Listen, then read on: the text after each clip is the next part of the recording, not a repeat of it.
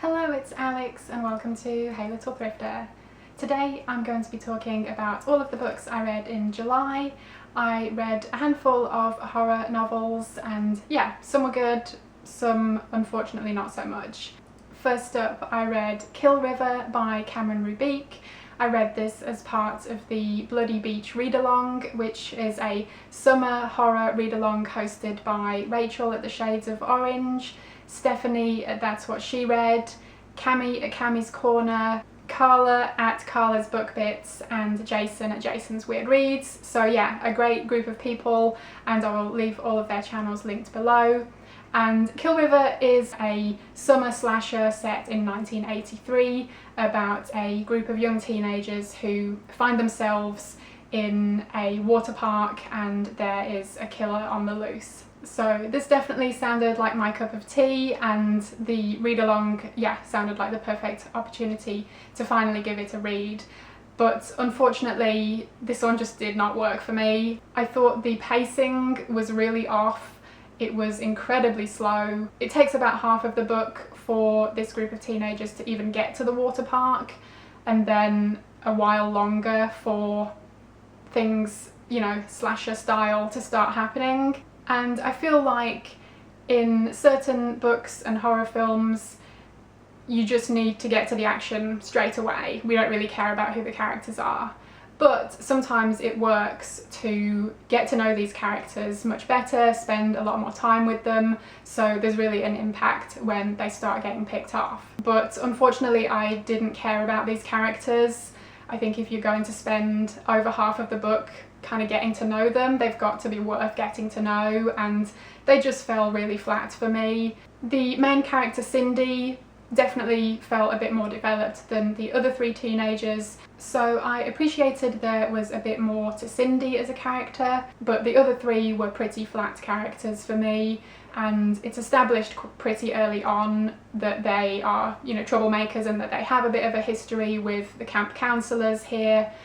So the, you know, next however long of the book before they actually escape just got very repetitive in confirming the fact that they're troublemakers, and not much else really happens. So later on in the book, when they reach this water park and they're exploring and wondering what on earth is going on because it seems totally abandoned, even that I found very slow. They spend a lot of time wandering around and going on the rides, and things did pick up later on in the book. There is a killer out there, and these characters do start to fall victim to this killer. So there were some fun scenes of action and suspense and the violence involved in the kills, but for me it just wasn't enough to balance out the rest of the book, which I had found too slow. And I mean, if you've watched any of my other reviews, slow burns are one of my favourite things, but this was not a slow burn for me, it was just slow.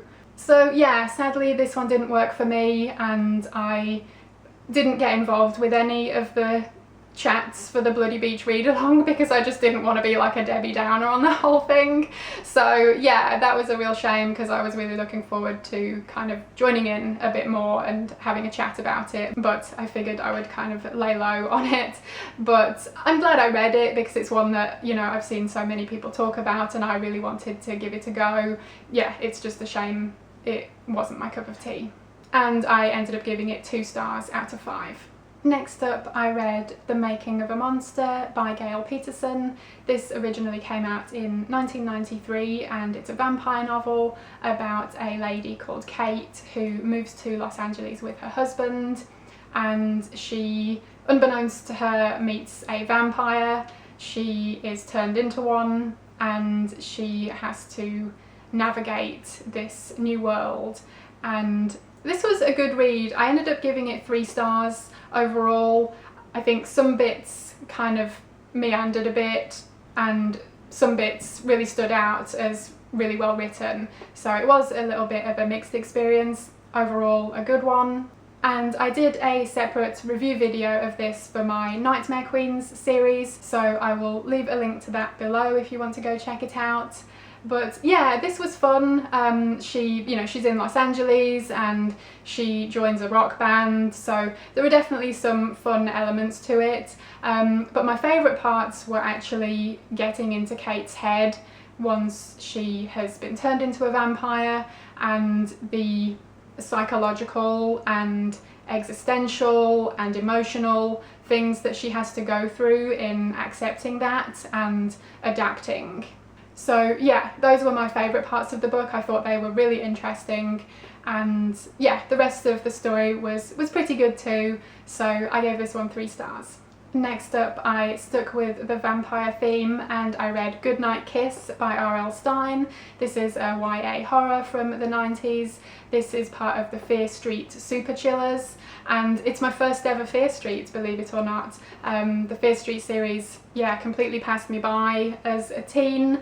I was, yeah, just full on point horror, so yeah, but I was really glad to find this one in a thrift store recently, and obviously summer seemed like the perfect time to read it. And this was a lot of fun. I gave this one 3 stars as well. It was, you know, a very quick read. It's about a group of teenagers who end up being the targets of a couple of vampires in the area, and yeah, it was just a lot of fun, fast-paced, and I actually really enjoyed his writing. I do find R.L. Stine to be quite hit and miss. I remember rereading a couple of his point horror ones last year, Halloween Night and Halloween Night 2, and they weren't very good, I'll be honest. Whereas this one actually was a decent read. I enjoyed his writing, I enjoyed the story, it was quite humorous at times, and yeah, it was just a lot of fun. I would recommend it. It's just started pouring with rain. Oh wow. There's a thunderstorm going on, but we're just going to keep going.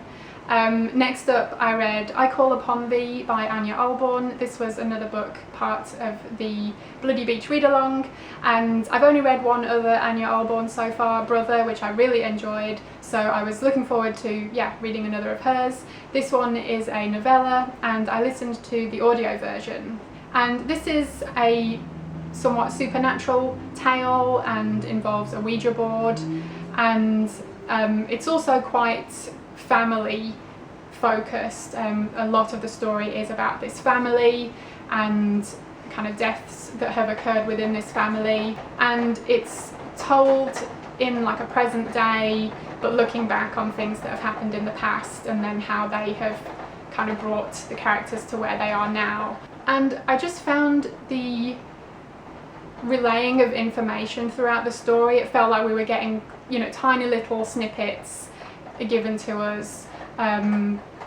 but things weren't revealed fully until much later. And you know, I mean, that can be great, you know, that can work really well. Unfortunately, in this case, I didn't think it worked. Every so often I would just think, oh wow, did I miss something? It just felt like I was missing integral pieces of information to the story. And so it was a bit confusing at times. And I didn't think I'd missed anything. Maybe I had, but it did seem that later on these things were a bit more explained. So I don't know, it just didn't really work for me. I liked this story initially. It actually drew me in really quickly. I was enjoying getting to know these characters and, you know, how this story might unfold. You know, a Ouija board is always an interesting story idea, and I was looking forward to see where it went. But as the story went on, I just lost my interest in the characters. Unfortunately, this one just, yeah, felt quite underwhelming by the end.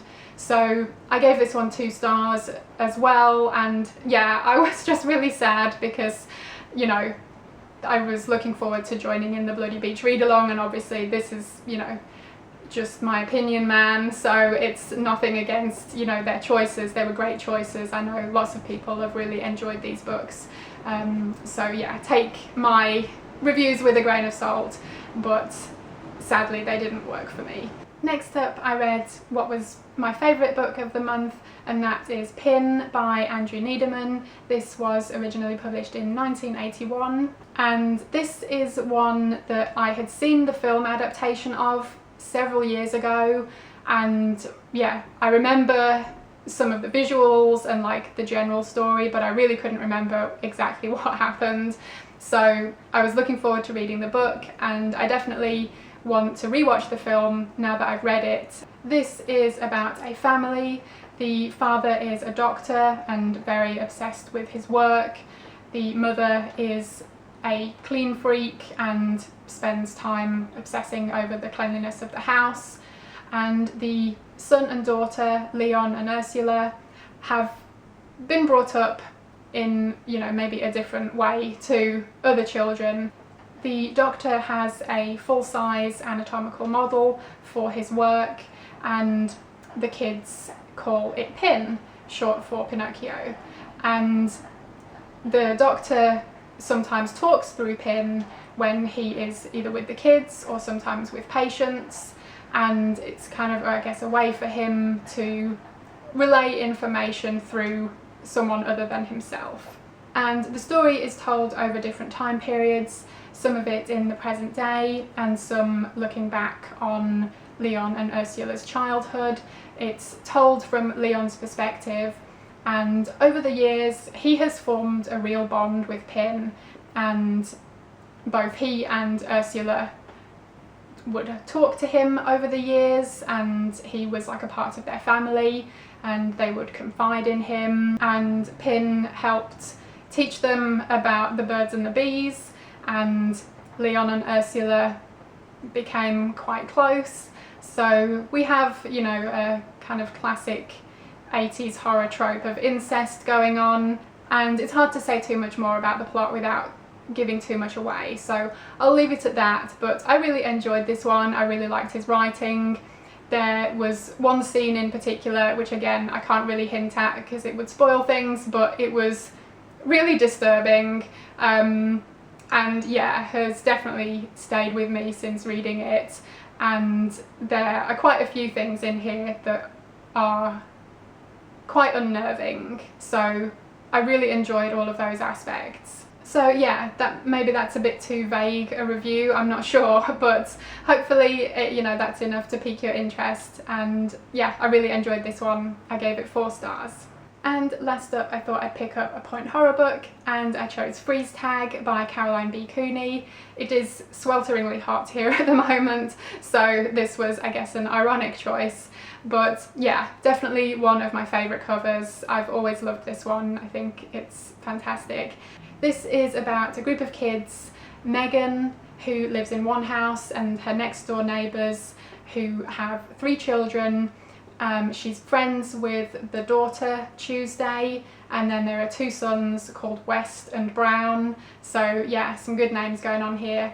And there's another neighbour across the street called Lanny, but she's not really one of their friends, and she doesn't really have any friends. She is considered as a bit of a weirdo, and none of them like her. And one day when they're kids, they're playing freeze tag, and Lanny is actually able to freeze them, and she uses this power by threatening to freeze West's sister Tuesday to get West to love her, basically. So West agrees, and then they all kind of go about their lives, and the story picks up when they're all teenagers, and Megan is now going out with West, and they're so in love, and Megan is still friends with Tuesday, and Lanny is still the kind of loner weirdo.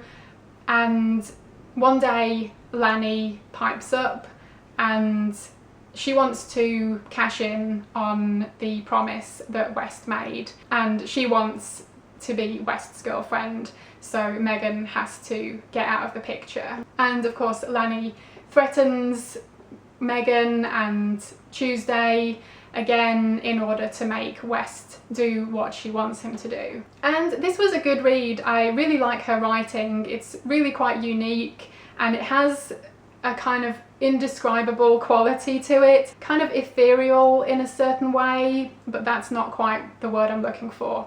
But anyway, it's really interesting and I really enjoy her writing. And this story had some really great themes and some really great moments. Some of the scenes when Lanny is freezing people were, yeah, really chilling, for use of an obvious word. There was quite a lot of the romance aspect between Megan and West, which I'm not a huge fan of, but I didn't really mind it for the most part. It did get a little drawn out and repetitive at times, but for the most part it was okay. You know, it was definitely part of the story and helped establish the relationships between all these people, so it was necessary to a degree. It did have some really good moments in there. Overall, I gave it 3, maybe a 3.5. Yeah, I won't go into spoilers. So it was a good read overall. I did enjoy it, and you know, it was just a quick read, so it was a good time. So those were all of the books I read in July. If you read any of these, let me know what you thought. Thank you ever so much for watching. I hope you enjoyed it, and hopefully I will see you again in my next video. Bye!